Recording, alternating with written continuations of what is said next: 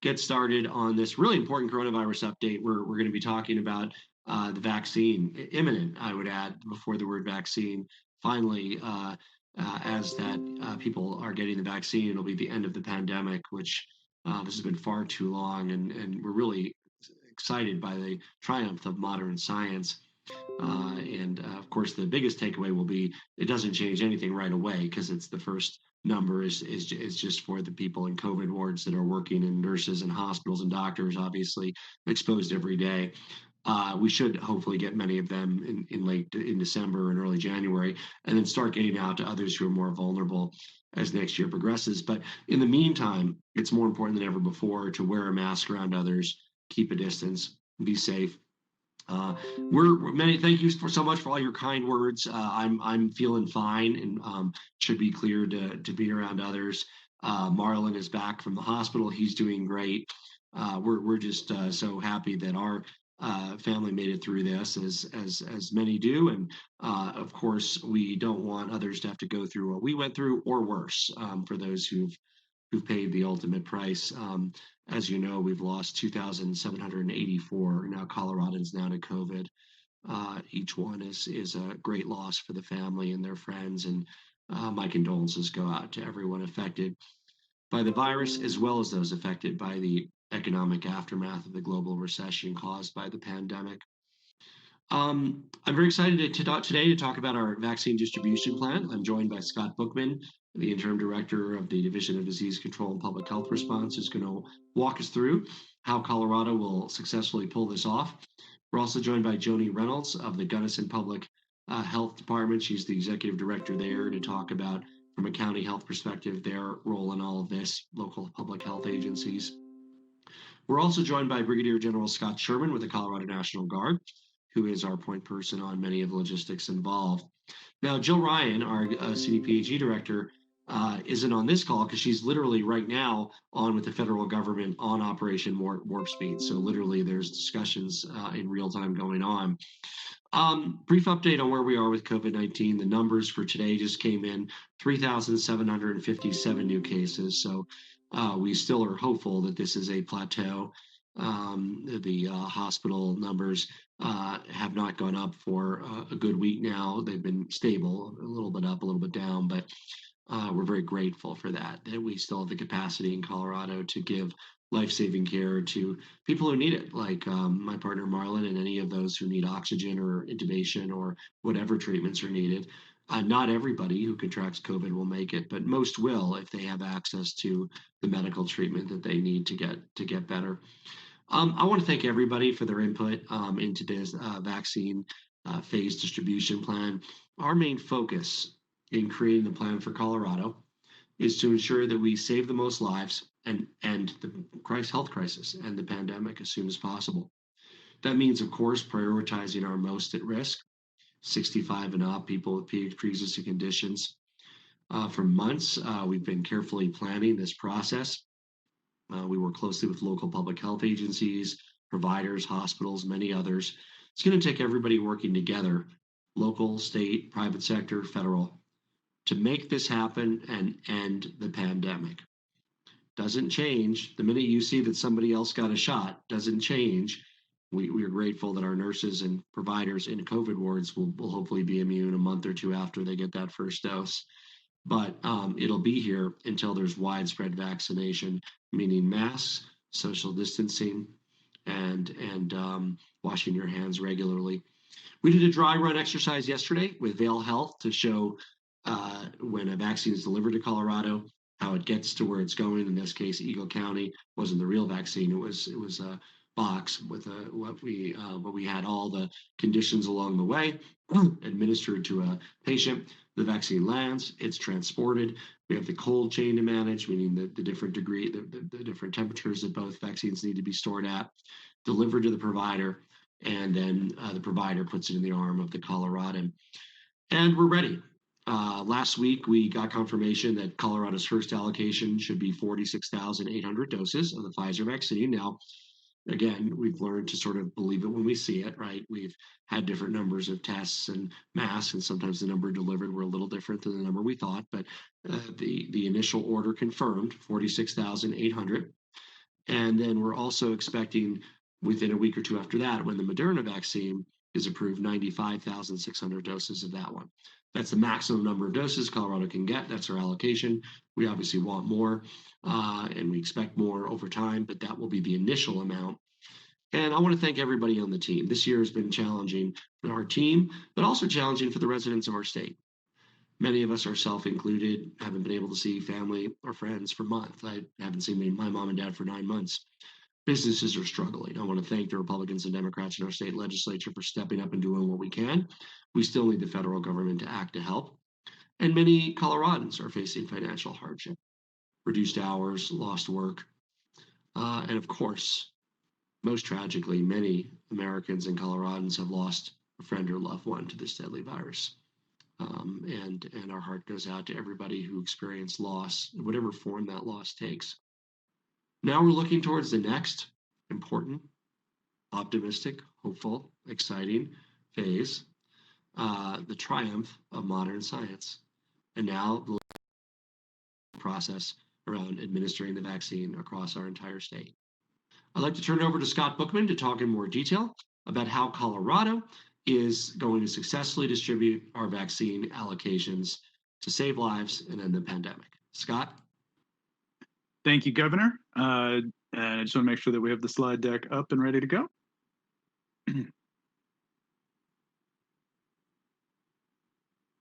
All right. Well, thank you all for joining us here this afternoon, and I'm excited to give everyone an overview on where we are headed in the next phase of our response to the pandemic, which is obviously allocating, distributing, and administering vaccine. So on the next slide, I will provide you just with kind of some level setting and an overview of how far we have come since March. We have taken bold and swift actions early in every area that we could to protect the health and safety of Coloradans. In the beginning, we were only able to do 160 tests per day and only at the state public. Today, we are capable of performing over 55,000 tests per day across the state. This is at the state lab, our hospitals. This is in partnership with private labs. We have come a long way in our testing capacity. We also know at the beginning, we had a lot of struggle with the supply chain, and PPE was one of the rate limiting factors in parts of our response. And so we at the state have done an enormous amount of work to ensure cache of swabs and PPE that will allow us to continue testing for the next calendar year. All Coloradans have pitched in to wear masks statewide, which has helped us to dramatically slow the spread of the virus. That, our North Star in this response is to ensure that our healthcare system capacity is breached and that we did not have to resort to crisis standards of care. Our healthcare partners have done an enormous amount of work for their own internal surge capacity. And at the state, we have built out 3 alternative care sites that, if necessary, could add up to 2,200 hospital beds across the state that would allow our hospitals to internal ICU capacity to serve those who needed it most. Next slide, please.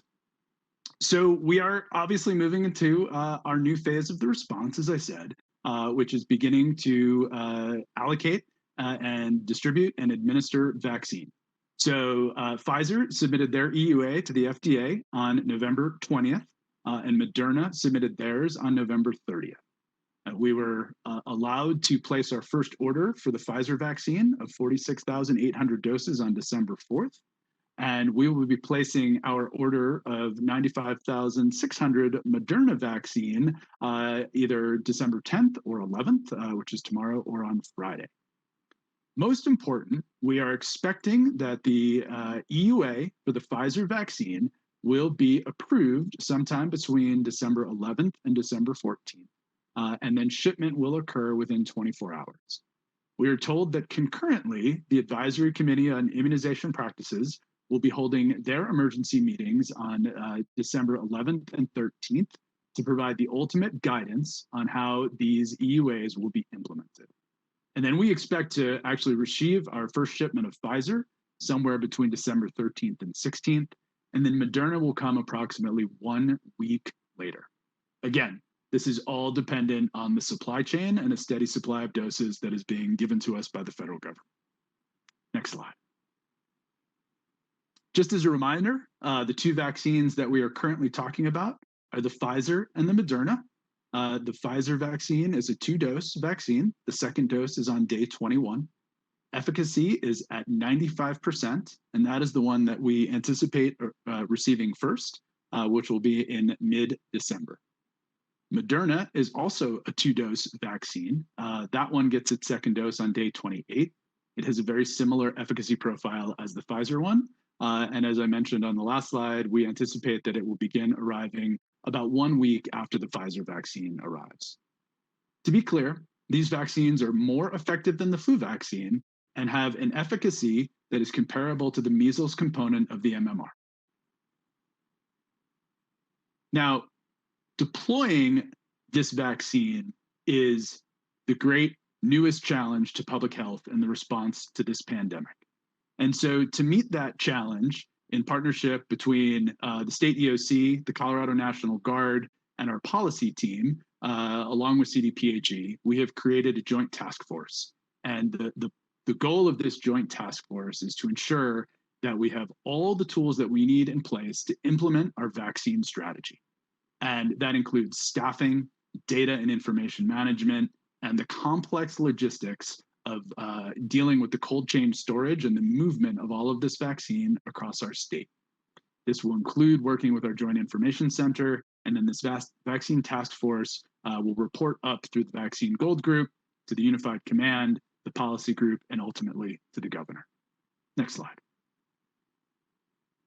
So we have a number of different roles and responsibilities in phase one. The role of the Colorado Vaccine Task Force is to plan and resource the execution of the vaccine plan that was created by our strategy team. They will monitor our progress and they will identify friction points. And then they will conduct dynamic planning to go resolve issues and be adaptable in changes as they need to be made. CDPHE will approve and enroll providers in the CDC COVID vaccine program and be our conduit to CDC. It is our responsibility at CDPHE to coordinate the allocation and distribution of vaccines to our pre-positioned hubs and directly to providers. We will also provide technical assistance and guidance to our local public health partners, and we'll track and report daily use of vaccines. Now, I'm going to turn it over to my partner, Joni Reynolds, to talk a little bit more about the role of our local public health authority. Thank you, Incident Commander Bookman. I'm pleased to join you. I'm Joni Reynolds, and I'm the Director for Public Health for Gunnison County, Colorado. And I represent 53 of my colleagues around the state who lead our local public health agencies in all 64 counties. The local public health agencies are taking a lead role in the vaccine response at the local level in working in close partnership with their healthcare systems in their community, along with their healthcare providers and other key leadership in their community. We each have significant roles as healthcare systems and local public health agencies, along with the state health department and the task force and others that Incident Commander Bookman mentioned. So the next slide, I'd like to just share with you some of the work that's happening at the local community level with local public health agencies. In addition to the work that they're doing in the COVID response for testing and follow up on cases and investigations, contact tracing and providing support and technical assistance within their community, they are standing up collaborative efforts along with community leadership from public health, local incident command, healthcare systems, emergency responders, law enforcement, medical community, elected leaders, and other leader and community members to provide information updates in their community, to support providing education for both providers as well as the general community, question and answer sessions, and really have identified local leadership to lead local COVID vaccine teams. Those local COVID vaccine teams are starting their steps to identify priorities and the implementation so that we're ready when the vaccine arrives in local communities this week and the following week in those first 2 weeks of distribution. I'll turn it back to Incident Commander Bookman. Thank you. Thank you, Joni. Now, we know that in the early weeks and months of vaccine distribution, that supplies will be limited. This has been a historic effort to create this vaccine in a record period of time. And while we're going to get there, it is going to take us many months to get this out to the general public. And so we were required to create a vaccine prioritization to ensure that we take these precious few doses and give them to those who need it the most. And so our prioritization philosophy was based on how can we save the most lives and how can we end this crisis as quickly as possible. And on the next slide, I will talk you through our phase-based approach. So we're really talking about this happening between now and next summer. And phase one will begin as early as we receive that first allocation of vaccine on the ground in Colorado. Phase 1A will be focused on our highest risk healthcare workers and individuals. So those are people who are providing direct contact with COVID-19 patients for 15 minutes or more over a 24-hour period. So think about ER staff and ICU staff and respiratory therapists and those who are working in COVID-specific units in hospitals. Also, we know that the staff and residents at long-term care facilities, such as nursing homes, have been disproportionately impacted with hospitalizations and deaths from COVID. So they too will be included in phase 1A. Phase 1B will look at moderate risk healthcare workers and other responders. So these are people who are working in the inpatient setting in a hospital, but they may have less direct contact with COVID-19 patients. Workers who are in home health, hospice, and certain dental settings. Also, EMS, firefighters, police, corrections workers, dispatchers, other first responders, and those who are doing COVID-19 response, such as laboratory technicians. We anticipate that will carry us through the winter. Again, all of these timelines are subject to change based on the supply chain from the federal government. As we move into phase 2, we put our focus on higher risk individuals and essential workers. So these are people who are over the age of 65, people with any chronic medical conditions that make them more susceptible to bad outcomes with COVID.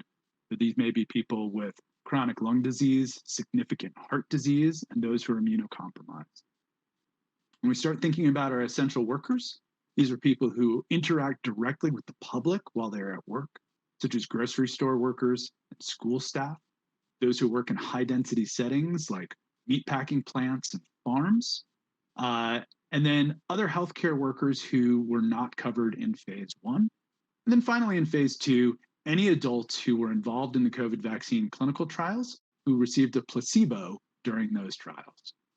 We anticipate that phase 2 will take us through the spring, and then in the summer, we will begin distribution and allocation and administration of vaccine to the general public. All of this prioritization is subject to change based on updated recommendations from the federal government, from our partners at the CDC and the FDA, and from the scientific literature. We're going to need to be flexible as we learn more about this vaccine and as we find the best way to allocate it across our state. Next slide.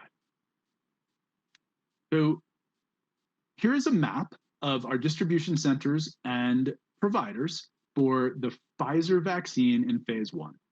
As you've heard many times before, the PFIZER vaccine is extremely complex because of the ultra cold chain storage that is required. And so our distribution centers were strategically located across the state, and these are places where they have the freezer capacity to handle a large volume of this ultra cold chain storage. From there, doses will be broken down into smaller components and moved to the blue dots, which are the providers across the state who will also have the ability to administer this vaccine to those who need it. Next slide.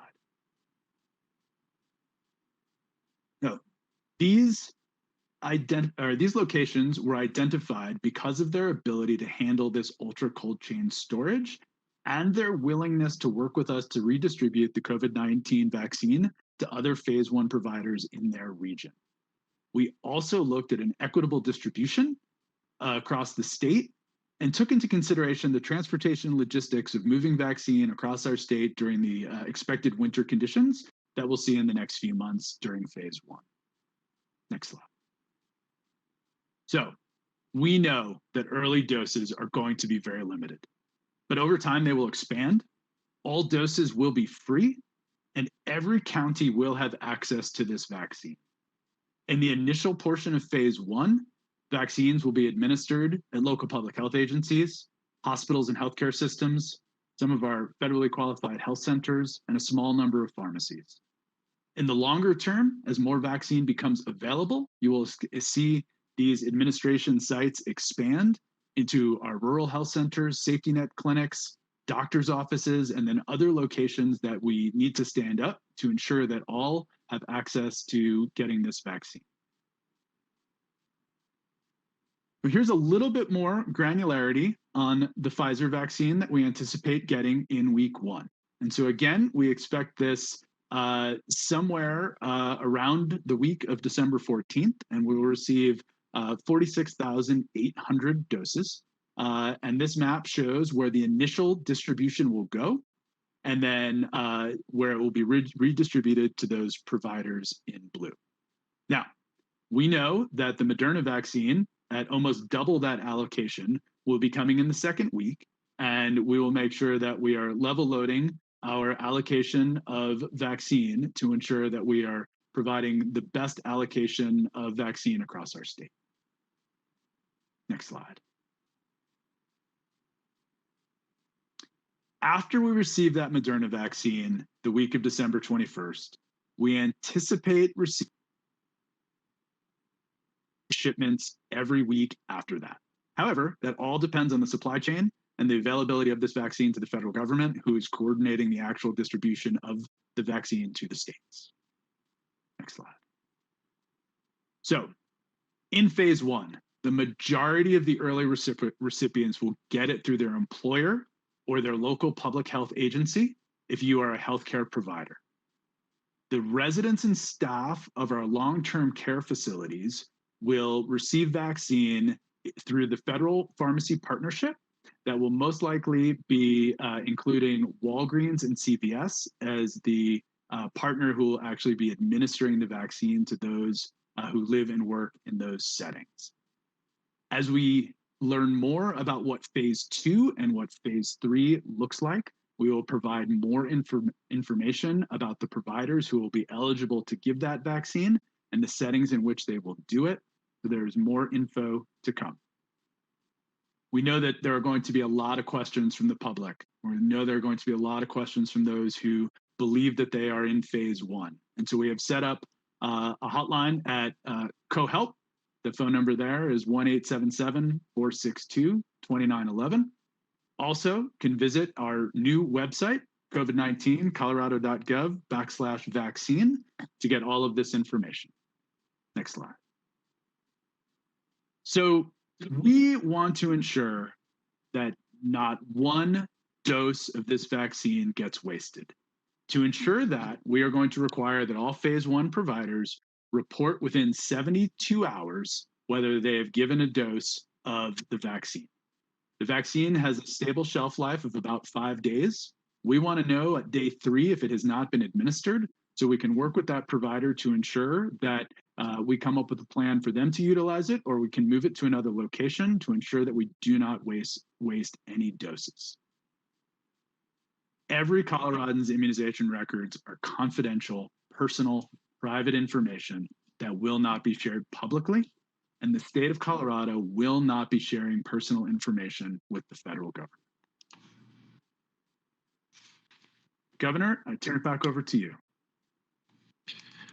Okay, just starting my video. Thank you so much, Scott, for your work. And look, while this is hopefully giving us all something positive to think about, just a reminder, it's a long road ahead. With all the first Coloradans will be vaccinated very shortly. This timeline is also dependent on the federal government sending us the weekly shipments of the vaccine. We want, 5.7 million vaccines for every Coloradan. The sooner they send them to us, the sooner we'll be able to administer them. And this is exciting. We need to really be careful in these next few weeks here so we can bridge the time till the vaccine is distributed.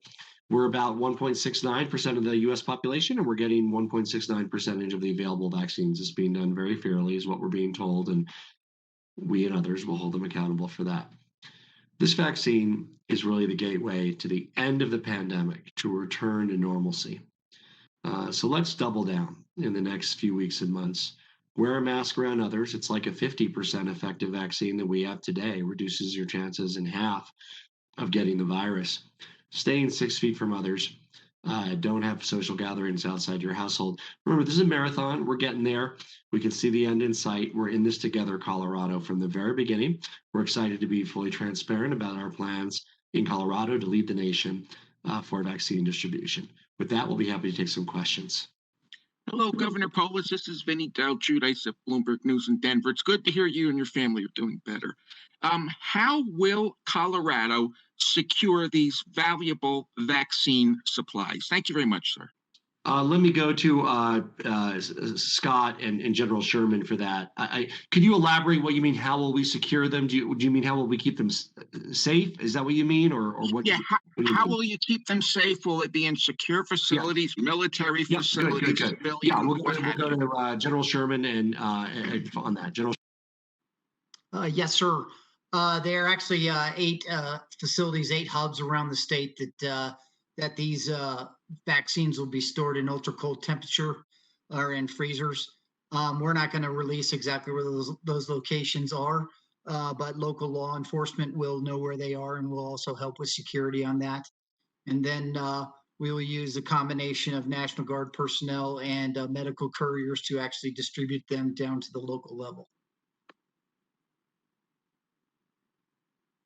Governor Steve Steger from 9 News. I know there was some confusion. Could you speak a little louder, please? Oh, I apologize. Steve Steger from 9 News. Can you hear me? Yes, go ahead. Okay.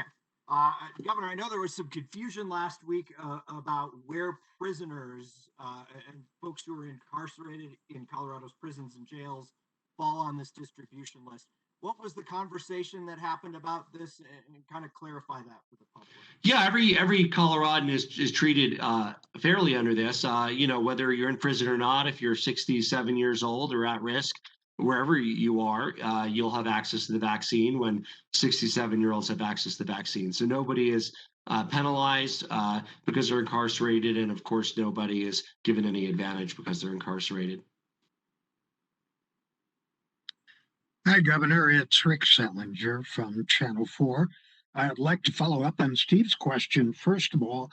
And is that a change from what you said the other day, that those who are incarcerated will not get it before those who are free? No, that's the same. Everybody will be treated the same. And so if you're at risk, regardless of where you live, you get that when your turn is up. I think there had been some speculation that based on other iterations of the plan, somehow people would get it first in prison. That was never what we planned to do. It's not what this plan is. People who are at risk, our goal is save lives and the pandemic. There is also in the first responders, correctional workers, others. So the people that are correctional workers are considered first responders as well and prioritized. Hi, this is Erin Prater with the Gazette in Colorado Springs and in Denver. My first question is, what percentage of the population here in Colorado would need to be vaccinated in order for us to reach herd immunity, if that's possible, or what is ideal, what is expected? If you can kind of walk me through that, because I know there'll be plenty of people who won't want to get the vaccine. Also, what is the plan to vaccinate children? From what I understand, the vaccine is not currently approved for children, but there are children who have comorbidities as well. Thank you.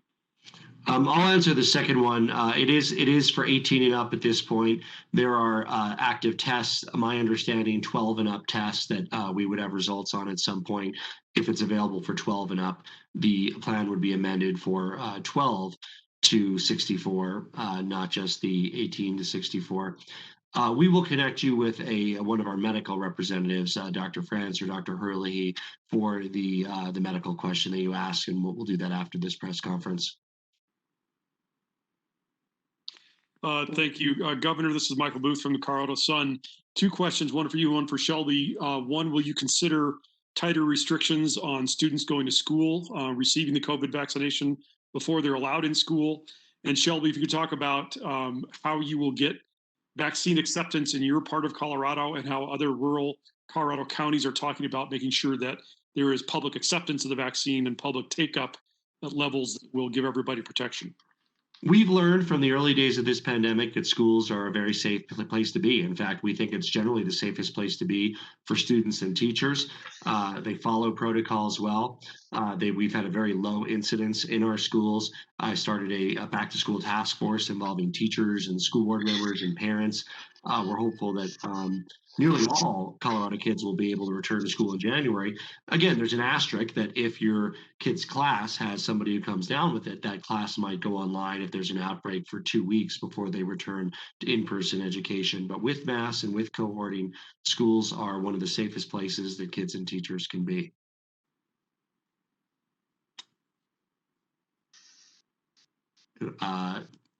Shelby, did you want to go to Shelby for the other question? Yes. Hi, it's Joni Reynolds, and I'm sorry, could you repeat the question? I think you meant Joni, by the way. I'm sorry, Joni, yes. Confused. Yeah, go ahead. Could you repeat your question? Yeah, Joni, just asking about your part of Colorado and also the people you represent in other counties in Colorado, how you will get vaccine acceptance and how you will market it to your people so that there's enough acceptance at high enough rates that you get herd immunity and get the effective block of the virus that everybody's looking for.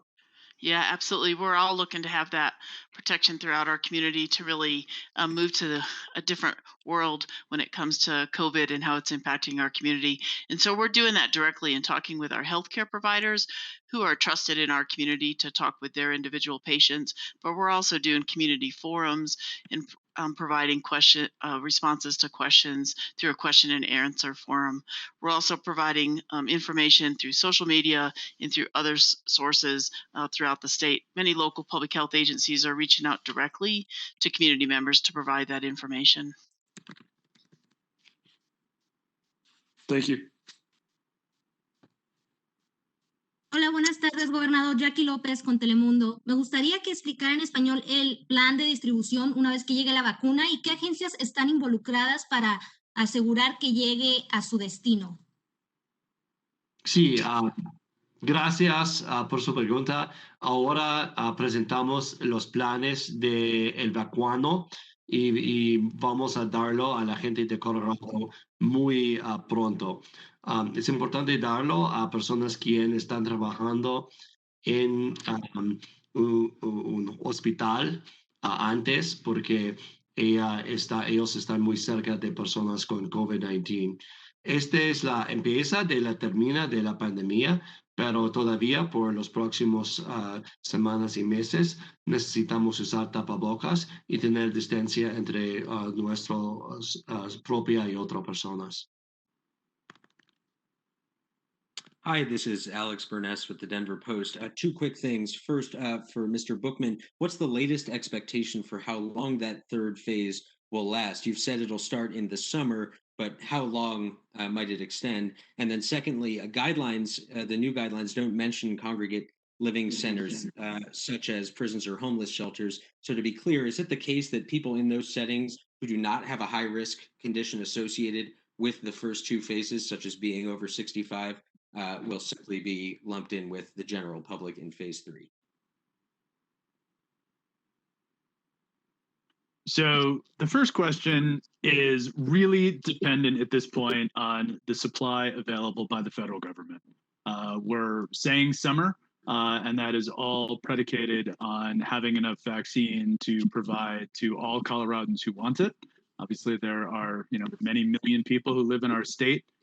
We anticipate that at some point this will be approved for some subset of our children, which will increase the amount of doses that we'll need. So it's hard to give an ETA on it at this point.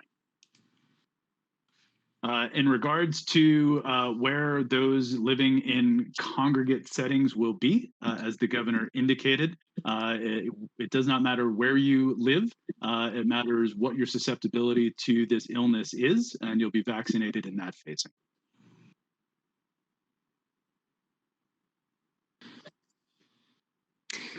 Hi, Governor. Faith Miller with Colorado Newsline. Will the inpatient healthcare workers who are in the first phase be required to get the vaccine? And also, could you provide some more detail on which inpatient healthcare workers will be the first to get it? Thanks. So many hospitals and healthcare providers have their own rules and employment policies that dictate who needs to be vaccinated for what. And of course, many of them would be in updating those. So you're certainly welcome to inquire what they do or don't require of their workers.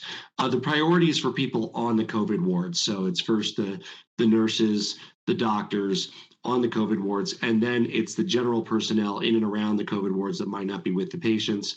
People who clean the COVID wards on maintenance, the people who check in patients would be the next group. Hi, this is Erica Meltzer from Chalkbeat.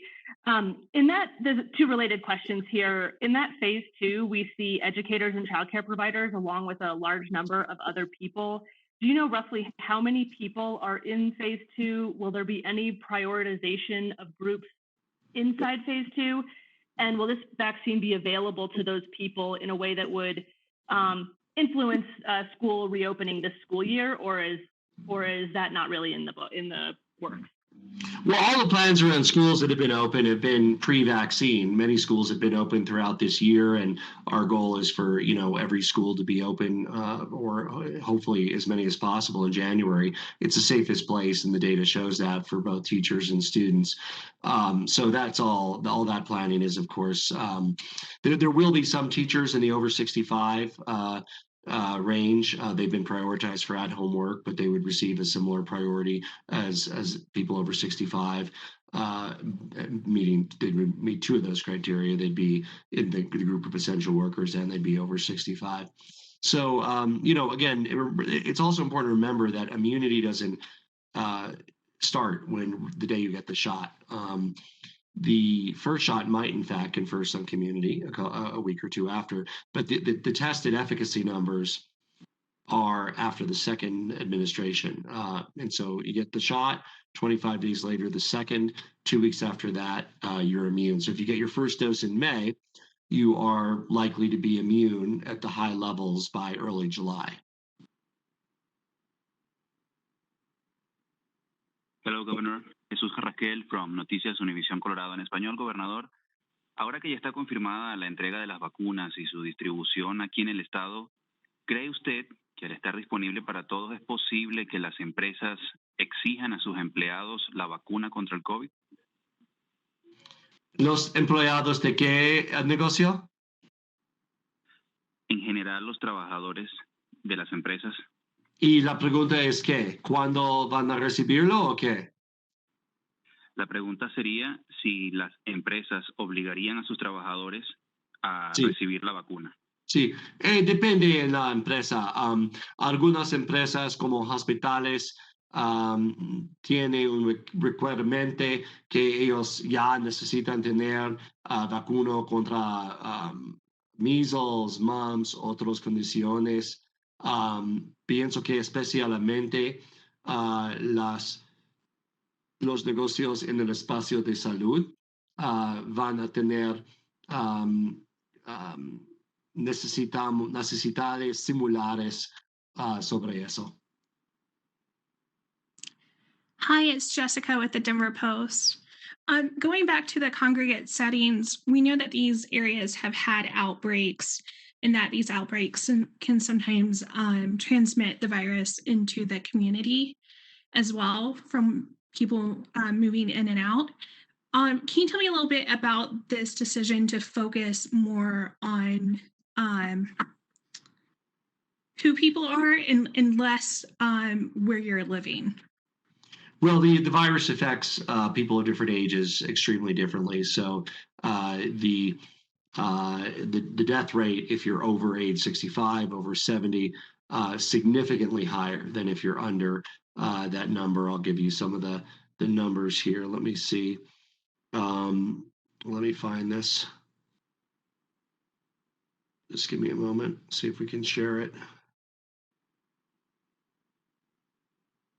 But that's really the stark reality. If that we want to save lives, we need to prioritize based on who is the most vulnerable from this virus. And so that's really the most important thing. And age itself is a powerful and highly relevant proxy for who is most at risk, which is why it's very important that those who are over 65 in general be able to receive it safely before those that are under 65. We have here it is. So the fatality rate, if you're 20 to 24, 0.06, 30, 0.02. If you're 70 to 74, 1.67, 75 to 79, 3.2, over 80, 8.3% fatality rate. So 1 in 12, perfectly healthy 81, 82-year-olds will be killed by this virus who contract it. So just, you see a difference of 100 times in the fatality rate between different people of ages. And so the moral path for society to take is to protect those who are far and away more likely to lose their lives to the virus. Hi, Governor. This is Anusha with 9 News. Wanted to see if you could address the specific components of the distribution plan and how the state is going to be making sure that this is a fair and equitable process, in particular for our minority communities that have disproportionately been impacted by this virus.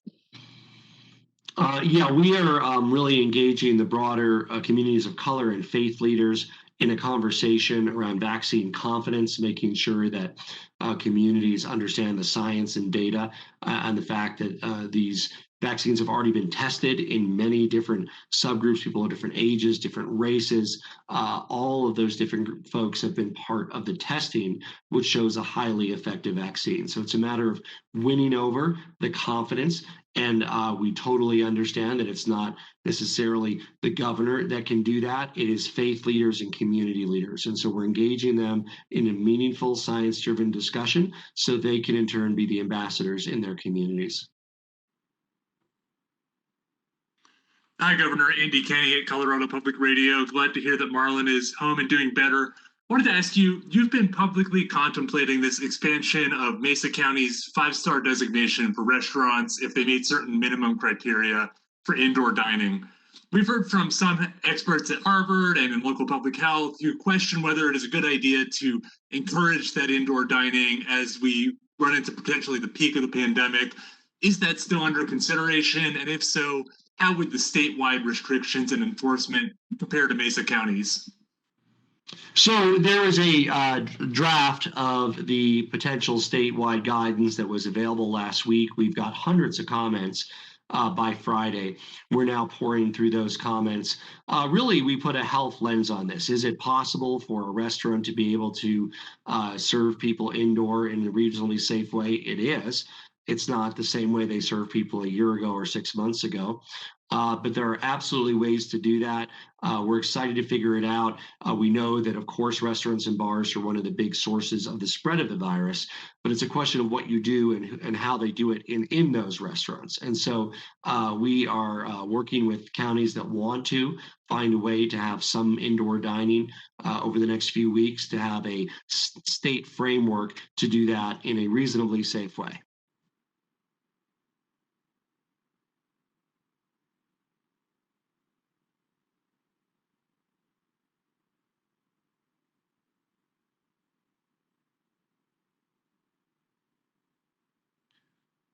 Okay, I think that's it for questions. I want to thank General Sherman. Thank you, Scott Bookman. Thank you so much for joining us.